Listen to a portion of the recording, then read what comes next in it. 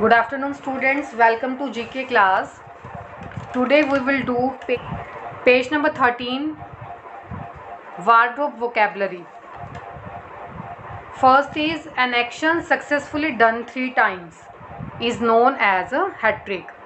जैसे वार्डरोब में आपके क्लोथ्स होते हैं तो उनका यूज़ करके आपको सेंटेंस बनाने हैं इंग्लिश लैंग्वेज में. कोई भी काम जो 3 टाइम्स करते हो, जैसे क्रिकेट में 3 टाइम्स कोई प्लेयर कुछ एक्ट करता है तो उसके लिए आप क्या बोलते हो, हैट्रिक वर्ड यूज़ करते हो ना. तो यहाँ पे क्या आएगा, a hat trick. Hat trick to reflect and analyze something, किसी चीज़ को एनालाइज करना. That means put on one's thinking cap. Think करना, सोचना, एनालाइज करना. Put on one's thinking cap. To get ready for action, किसी काम के लिए रेडी होना. पुल अप वन सॉक्स, इसका मतलब क्या होगा, pull up one's socks. To economize और save money by cutting down expenses, आप अपनी मनी को सेव करते हो अपने एक्सपेंसेस कम करके. एक्सपेंसेस मतलब आप जो भी परचेज़ करने जाते हो उसके लिए आपको कुछ पैसे देने पड़ते हैं, तो आप अपनी मनी को सेव कर रहे हो कम एक्सपेंस करके. उसको बोलते हैं tighten one's belt. Tighten one's belt means money को सेव करना, सेविंग करना. Next is to be patient. Patient रखना, that means keep one's shirt. Keep one's shirt means patient रखना. To flatter for selfish purpose, हम क्या करते हैं कई बार अपने काम के लिए बटरिंग करने लग जाते हैं ना. This is it means lick someone's boots.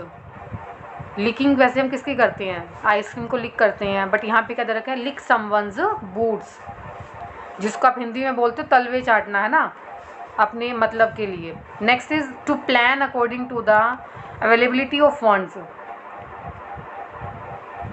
इसका क्या होगा, cut one's coat according to the cloth. To have very little money, अगर आपके पास थोड़े पैसे हैं तो उसके लिए क्या वर्ड यूज़ करोगे आप, on a shoestring. On a shoestring. To be very close to someone, किसी के बिल्कुल आप किसी चीज़ को कर रहे हो, पकड़ रहे हो तो बिल्कुल उसके क्लोज हो तो क्या यूज़ करोगे sentence, hand in gloves. To be very young person, young person के लिए हम क्या बोलते हैं, in short pants. In short pants. Next come to page number 14.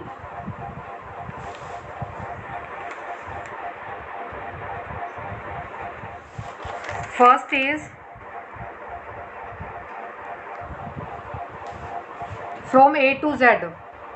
A to Z का मतलब क्या होगा, टू डू और know something very thoroughly. Thoroughly means completely, किसी चीज़ के बारे में हमें कुछ थोरोली पता होता है तो हम क्या बोलते हैं, from A to Z. Dot your i's and cross your t's, इसका मतलब क्या होगा, to perform task completely and correctly. To perform task completely and correctly.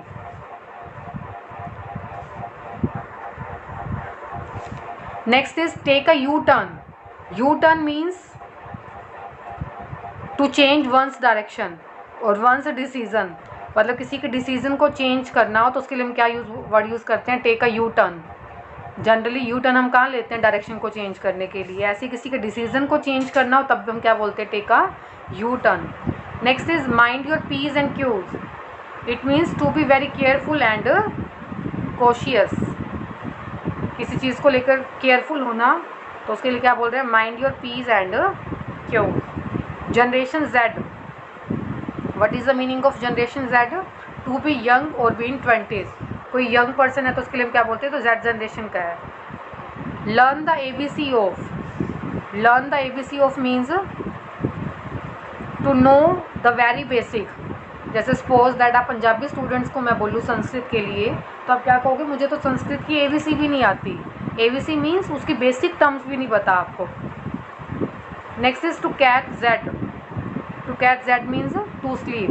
Sometime आपने देखा भी होगा किसी पिक्चर में जब कोई पर्सन सो रहा होता तो उसके फेस माउथ के अराउंड हम जेड जेड बना देते हैं, तो जेड किसका सिंबल होगा यहाँ पे, to sleep. Suit to T, to suit exactly. Exactly किसी चीज़ को सूट करना. A U certificate. U certificate means to be universal, that can be viewed by all, मतलब जिसको पूरा यूनिवर्स ठीक समझे, पूरे यूनिवर्स में जिस बात को फॉलो किया जाए दैट मीन्स यूनिवर्सल, और you can say you certificate. जैसे न्यूटन्स के लॉ हैं, यूनिवर्सल ट्रूथ है ये, सनराइज करता है इसमें, ये भी यूनिवर्सल ट्रूथ है। तो यू सर्टिफिकेट का मतलब क्या होगा, to be universal. 3 R's, 3 R means to know, किसके बारे में जानना, reading, writing and arithmetic. This is the meaning of 3 R। Now come to page number 15। First is, आपको क्लूज गिवन है और बताना है इसमें। First is word expressing feeling और thoughts which can be sung. आप सॉन्ग बोलते हो तो सॉन्ग में वर्ड्स जो एक्सप्रेस करते हो, वर्ड्स क्या करते हैं, आपकी फीलिंग को एक्सप्रेस करते हैं, आपकी थॉट को एक्सप्रेस करते हैं, तो आप क्या बोलते हो उसको, लिरिक्स। मतलब सॉन्ग के जो वर्ड्स हैं उन वर्ड्स को क्या बोलते हैं हम, lyrics. Next is long detailed poem describing brave act. जो लॉन्ग पोएम ब्रेव एक्ट को एक्सप्लेन करती है, डिस्क्राइब करती है, उसको बोलते हैं एपिक। एपिक जैसे रामायण है, रामायण भी क्या है, एक एपिक है। Epic means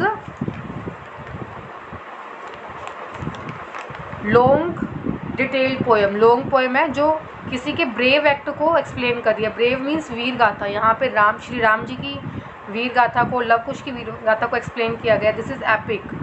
a poem that narrates a tale. Narrate means जो सुना रहा है पोएम को, उसको क्या बोलते हैं हम, नैरेटिव। नैरेटिव हो जाएगा वो। Couple of lines that rhymes together.